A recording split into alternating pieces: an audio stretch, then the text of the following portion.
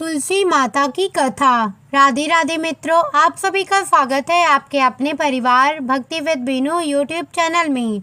आज सुनेंगे एकादशी व्रत करने के दूसरे दिन, यानी कि एकादशी व्रत पारण के दिन हमें एक बार अवश्य सुननी चाहिए तुलसी माता की कथा। तुलसी माता की कथा सुनने मात्र से सभी मनोकामनाएं पूर्ण होती हैं, साथ ही घर से दुख दरिद्रता दूर होती है। हम सब इस वीडियो में सुनेंगे तुलसी माता की कथा और आरती। आइए सुनते हैं तुलसी माता की कथा। एक कन्या थी। जब वह थोड़ी बड़ी हुई और उसको समझ आने लगी, तब से ही वह तुलसी माता जी की पूजन करने लगी। उसके प्रतिदिन का नियम था कि तुलसी माता जी का पूजन करने के बाद ही खाना खाती थी। जब वह एक कन्या शादी के लायक हुई, तब उसके माता पिता ने उसकी शादी करवा दी। कन्या को उसके माता पिता ने दहेज में भी एक तुलसी का गमला दिया। ससुराल में वह प्रतिदिन सवेरे उठते ही पूजा करती, फिर उसके बाद ही खाना खाने बैठती थी। उसकी 2 जेठानियां थीं। वो दोनों उसका मजाक उड़ाती थी कि बड़ी नियम धर्म वाली बनती है। उन दोनों को उससे बहुत ईर्ष्या होती थी, इसलिए वो दोनों तुलसी जी का गमला छुपा देती। वह कन्या बड़ी मुश्किल से गमला ढूंढ कर लाती, अच्छे से पूजा करती और फिर खाना खाती। वह गमला ढूंढ कर ले आती तो एक दिन तो उसकी जेठानियों ने क्या किया कि गमला ही दूर फेंक दिया। कन्या ने खूब ढूंढा, पर उसे गमला नहीं मिला। वह बहुत ही परेशान हो गई। उस दिन तो उसने खाना भी नहीं खाया। उसका नियम जो था, उस कन्या की सच्ची भक्ति देखकर तुलसी माता उससे बहुत प्रसन्न हो गई और उसके कमरे में तुलसी माता का गमला प्रकट हो गया। अगले दिन सुबह जब वह उठी तो क्या देखती है कि उसके खाट के चारों कोनों पर तुलसी माता का गमला आ गया। यह देखकर वह तो बहुत प्रसन्न हो गई कि अब मेरी तुलसी माता को कोई चुरा नहीं सकेगा। पूजन करने के लिए भी कहीं और जाना नहीं पड़ेगा और कोई मेरी तुलसी माता को फेंक भी नहीं सकेगा। वह तो जल्दी से उठकर स्नान करती है और तुलसी माता का पूजन कर लेती है। जब वह खाना खाने बैठती तो उसकी जेठानियां मजाक करने लगी कि लो, देवरानी का नियम धर्म पूरा हो गया। उससे पूछती है कि तुलसी जी की पूजा कर ली क्या? देवरानी धीरे से बोलती है, हाँ कर ली। जेठानियाँ बोलती हैं, कहाँ से कर ली पूजा? गमला तो फेंक दिया था। देवरानी कहती है कि देख लो, मेरी कमरे में खाट पर तुलसी जी लगी हुई हैं। जेठानियाँ बहुत शर्मिंदा हुई और बोली कि देवरानी तेरी सच्ची भक्ति है, हमने तुझे बहुत परेशान किया, हमें माफ़ कर दे। देवरानी उन्हें माफ़ कर देती है। हम भी तुलसी माता से यही प्रार्थना करते हैं कि हे तुलसी माता, जैसी कृपा आपने देवरानी पर करी वैसी ही हम सब पर भी करना। तुलसी माता की दूसरी कथा।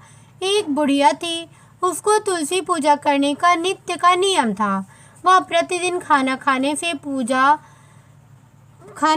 से पहले पूजा करती थी और उसके बाद खाना खाती थी।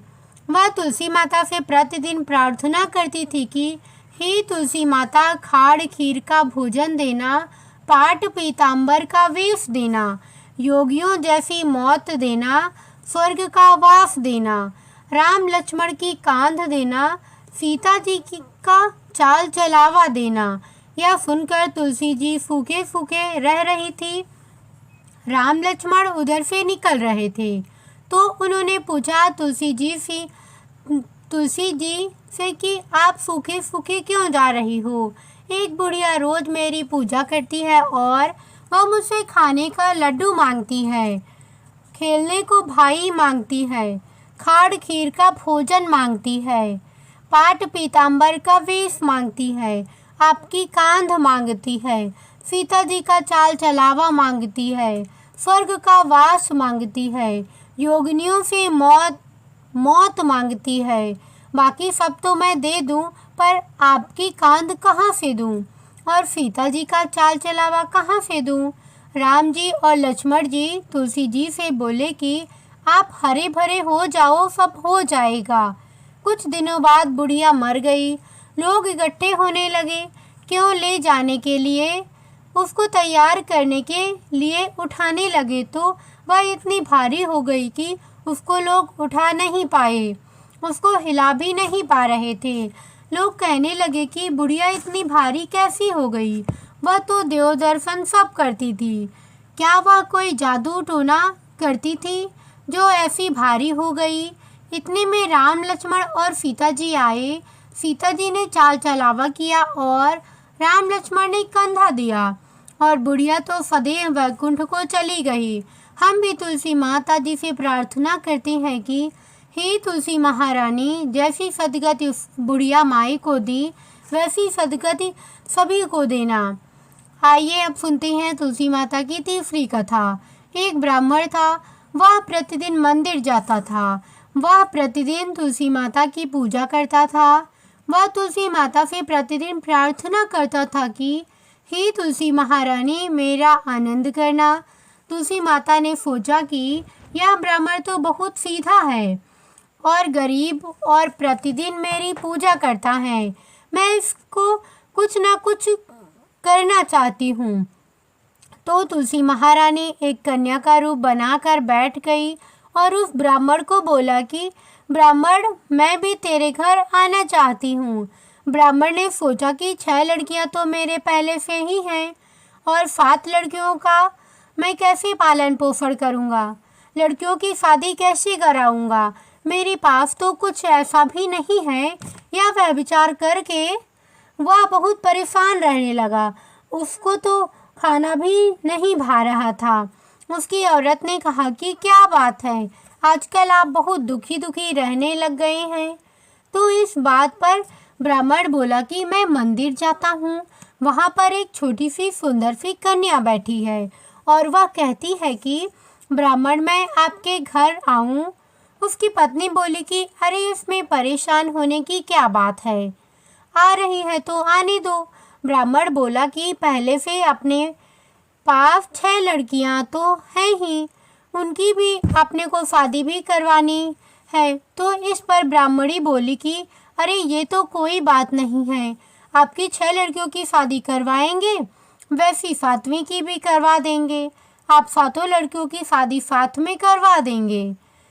अगले दिन जब वह ब्राह्मण मंदिर गया तो उस छोटी कन्या ने पूछा, ब्राह्मण, मैं आपके घर आऊं? तो ब्राह्मण बोला कि हाँ, चल बेटा चल। उनको वह घर पर ले आ गया। तुलसी माता के कन्या के रूप में ब्राह्मण के घर आने से ब्राह्मण के घर बहुत आनंद आ गया। घर में लक्ष्मी की बारिश हो गई।